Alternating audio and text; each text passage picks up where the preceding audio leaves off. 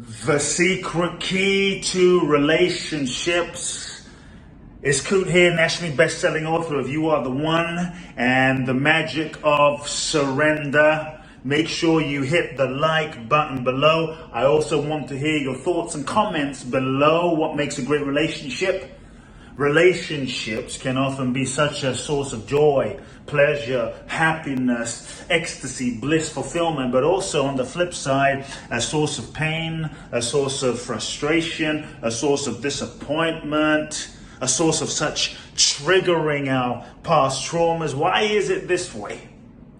You know, in so many ways, we have this mythological idea about relationships. This idea that you meet someone who you love and that they are the source of your love, and when you meet them, they're going to magically fulfill all of your needs, often that were unmet. All of those unmet needs from childhood, they're going to fulfill those needs and they're going to be the source of your loving. If you make another person the source of your love, the source of your freedom, the source of your sense of self, the source of your inner fulfillment, the source of your joy and your happiness, you will suffer. One of the reasons we experience so much pain in relationships is we're outsourcing our sense of loving. Obviously, in relationship as human beings, we all need love, we all need connection, we all deserve to have our needs met. But it's not about making another person responsible for loving you. It's not about making someone else responsible for your happiness. So one of the first keys is to take full responsibility for who you are, how you feel, and take full responsibility for your own loving. Relationship is often a mirror, and you will attract to you in relationship a person that is a mirror manifestation of some aspect of your consciousness. There is no relationship out there. There's a relationship out there. There's a projection of your relationship inside. Your relationship with yourself will often be projected and outside. And as a result, you will often attract people to you that will be a mirror manifestation of some part of yourself that you most need to heal, integrate, resolve, make peace with, embrace, or love. So when you look at the relationships in your life and who and what you're attracting, what do you see? And do you like what you see? And what does it reflect to you about yourself? When you come from this paradigm of taking responsibility, you no longer point the finger out there and make it about this person and that person and what they're doing and what they're not doing. You use relationship as a mirror feedback mechanism to show you about yourself, and what you have control of is shifting yourself. So when you look at the relationships out there, what does it reflect to you within yourself that you need to change, shift, transform, heal, forgive, etc.?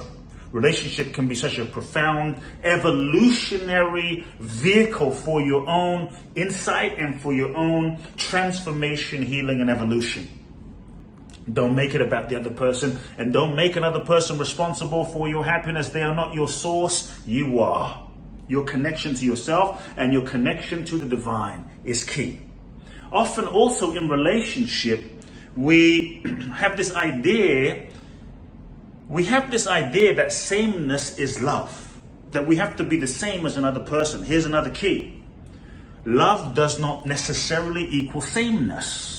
You can be, true love is not making someone else what you want them to be. We have this idea of, well, if you love me, you'll be what I want you to be. If you love me, you'll be a certain way, you'll act a certain way, or we'll be very similar.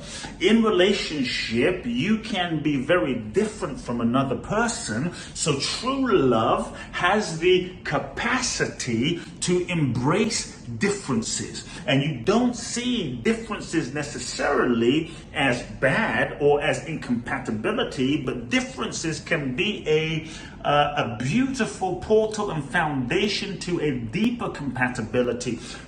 Differences can often be an invitation in the form of the differences that your partner holds, an invitation to another aspect, another undeveloped, another disowned part of yourself those differences that are in your partner that might trigger you, that you might not be used to, that might upset you, can show you the parts of yourself that you yourself are yearning to develop, you yourself are yearning to connect with, but you haven't fully owned them within yourself. So those differences, they don't have to be a point of incompatibility, but they can be a point that allows you, through your relationship, to integrate and own the part of yourself that you disown, and now your partner is reflecting to you as an opportunity to own that different aspect within yourself.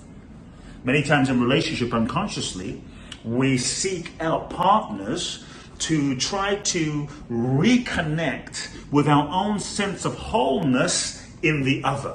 And our desire to connect with someone is really a desire to reconnect with the part of ourselves that the other person represents and symbolizes. So embrace your differences and use the differences that come up with your partner. That doesn't mean they don't love you. That doesn't mean it can't work. Use those differences to not push them away, but to own that part of yourself. And in the differences, many times when we have differences with our partner, we're just so different. We try to get them to be more like us. We try to get them to be a different way. We try to get them to be more how we think they should be. And we think this is love, but this isn't love. This is just control. Love is not manipulation. Love is not control. Love, real love, a key to love, is understanding.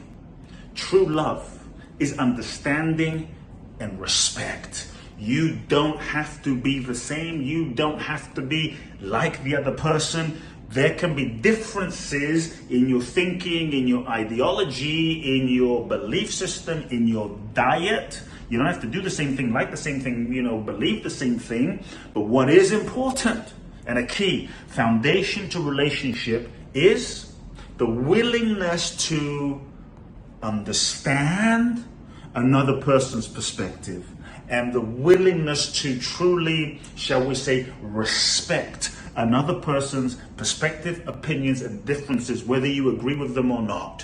When you put yourself in another person's shoes, allowing yourself to become them, this is true compassion. The other person feels heard, listened to, and respected, and that opens up more of the space for true intimacy. True intimacy is not being the same. True intimacy is a deeper closeness that is not a function of what's on the surface sameness. True intimacy is a deep connection and feeling and sensing and knowing that another person is truly seeing you for who you are, not for who they want you to be, seeing you for what you are, embracing, accepting, understanding, and respecting your perspective, your beliefs, your ideas, your paradigms, and your essence.